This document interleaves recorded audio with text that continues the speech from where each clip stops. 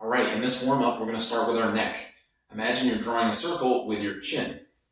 We're going to look to the side, all the way up and around, down and back. If you're getting a lot of pops and cracks and snaps in your neck, that is okay as long as it doesn't hurt. You don't have to go at this pace, you can go slower and make a smaller circle to start. We're going to go the other way. Make sure you're staying up tall and that you're breathing. If you're getting dizzy, take a break, come back, try it again, and also try making a smaller circle. We're going to go to our shoulders. We're going to roll them in circles as well. Up, back, down, forward. That's the basic version, but now we're going to alternate on this level. So we bring one shoulder up, roll it back as the other one comes forward, and then they're basically just chasing each other, staying on opposite sides of the circle. You can, if you want, let your arms be straight and hang down. If that feels harder or just uncomfortable, clasp them together, but your hands will shift left to right as you do this. Switch directions. If you feel really silly or uncoordinated at doing this, don't worry, it's okay. The point of a lot of these drills we're going to do today is mastering our body in terms of coordination, not just warming up the tissues and the heart rate, which we are, but we're also learning to control our muscles in new ways. Next, we're going to go to arm circles. Reach out in front with both arms, down, back, up overhead, down. This is the basic motion. Yours can be smaller if you need to. And now on this level, we're going to alternate like we did with the shoulders where they are opposite. So put one hand forward, one hand back. Your body will naturally turn as you do that. Try to keep your hips forward and not let your hips turn best you can. And then make a circle with arms staying pointed in opposite directions. Somewhat difficult, but again, we're trying to master our body and our coordination. This also, as a side benefit, gives us some nice rotation through our upper back, which is a good thing, as well as lubricating those shoulder joints. Switch directions. Now we're doing the backstroke.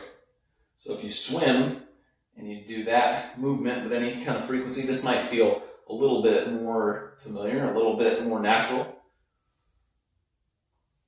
But even if you haven't, with some practice, you'll get the hang of this. Elbow rotations, we're going to do a closed chain version. Clasp your hands together, like so. Push your hands together, not too hard. Bring your hands close to your chest, pressing the palms together as you extend the arms all the way out, waiting until the end when your arms are straight to rotate the elbows pointing down, still pressing the palms together, pushing back, palms to chest, elbows swing out to the side and extend. If you're getting discomfort or too much pressure in your shoulders or your elbows, don't press as hard.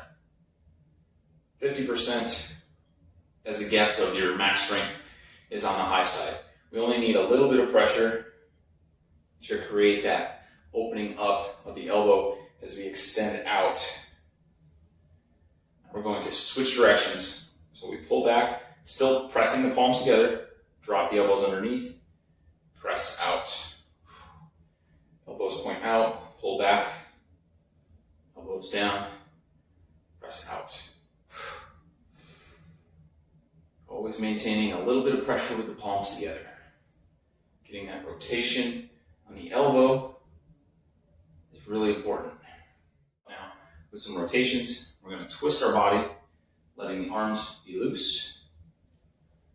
and wrap around our body at the finish. This is an exercise from Tai Chi, and what we're trying to do is get rotation in the upper body, and also you can get a little bit of a body massage here by lightly striking yourself with the hands. The one that comes in front is coming up into either the ribs or the chest, and the one that is going behind is hitting somewhere around the lower back. Not hard, but enough to kind of wake up that area. In Tai Chi, I believe they do it to circulate the chi. Even if you don't believe in that, what we're trying to do is increase circulation, loosen up our spine, and also stretch our arms and our shoulders. Exhale as you rotate into it. The looser you get, the more you can wrap the arms, really reaching up and across with the arm coming in front, and then the arm that's coming behind, trying to throw it farther up the back so that we get more of a shoulder stretch in both directions. A couple more. And relax. We're going to go to our side bend. We're going to interlace the fingers again. Reach all the way up overhead. Try to create some space between your shoulders and your ears. Trying to reach back so that our pointer fingers are directly over our head with our chin tucked into our throat. Trying to keep the ribs flared down so we're not arching our lower back. Getting all of these things into alignment. And then we're going to pull to the side, bending our trunk. We're not going to hold it. We're just going to hit that end range, wherever it is for you, and then other side. Good. Keeping the diamonds of air between our shoulders and our ears. And every rep between the sides, recheck your form. As you bend to the side, watch out for your arms wanting to drift forward, or your head for that matter. Keep pulling them back to the wall behind you. Try to keep the elbows locked out. Don't let them bend. That's another thing that's going to try to happen.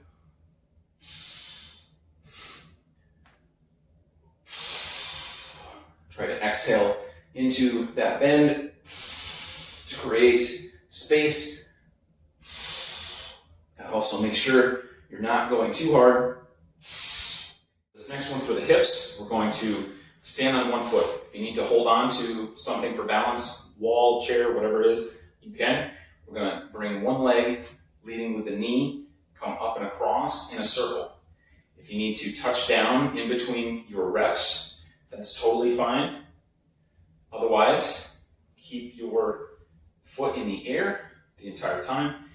Hands can be wherever is comfortable. If you want to put them on your hips, if you want to put them above your head even, a little bit tougher for balance, or just let them hang loose. Even put them behind your back. Just drawing some circles towards the inside. Other leg, staying up tall, drawing that knee up and across.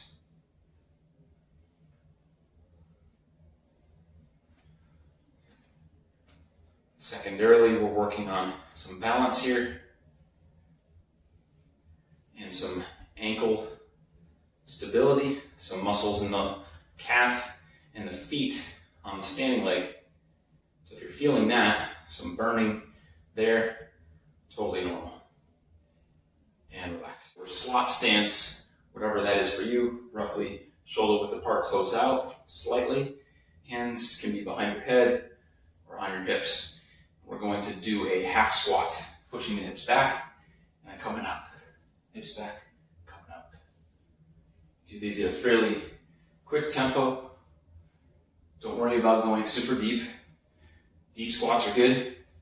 But right now, we're just trying to get them prepared for that, or whatever other lower body work we're going to do. Trying to inhale down, exhale up. All right, last one. We're going to do the halo. You need a dumbbell for this. Hold the ends of your dumbbell bring it up in front of your body, elbows underneath your hands. We're going to raise one arm up to create space between the dumbbell and our top arm so that we can bring it behind us. The other elbow starts to raise up, and then we end up in this position with the elbows pointing up, dumbbell hanging behind our head. We're going to continue to rotate to the other side, dropping the right elbow down, left elbow down, and we end up back where we started. So right elbow up, left elbow up as we rotate behind, right elbow drops, left elbow stays high, both elbows drop back in front. So we're trying to take the dumbbell in a big circle around our head. If you do this right, you don't need to move your head. If you find yourself trying to move your head out of the way and do this, that's not what we want. We want to keep our posture tall and move the dumbbell around our head, not our head around the dumbbell. So stay tall, move that dumbbell, especially behind you. When you get to here, reach the elbows up. We're trying to get a big stretch on the shoulders and on the triceps. Which directions? So left arm comes up. Get the space where the left forearm comes over your head. Then drive that right elbow up. Bring the dumbbell behind. Elbows point at the sky. Drop the left elbow down. Right forearm comes overhead. Both elbows down. Back in front with the dumbbell. Big circle. Stay tall. Keep your head in place. Maintain that good posture. If you're feeling any straining in your shoulders or your elbow, your dumbbell might be too heavy. This isn't really supposed to be a strength movement, so don't feel like you need to go heavy. We're just warming up. And you can get some muscle burn, a little bit of a pump going with this one, but just don't be too aggressive with your weight. There you go. You should be good and warmed up for whatever you're about to do. Hope you enjoyed the warm-up, and I'll see you next time. Hi guys, thanks for checking out the video. If you would like to learn how to put this information into a program where you can work on improving your endurance and energy while burning fat using nothing but a couple of dumbbells, I'm working on a new ebook that's going to come out next month, May of 2022. And if you go to my website, everythingbutthegym.com, it'll be there in the shop. And if you sign up for my newsletter, also you can do that on my website.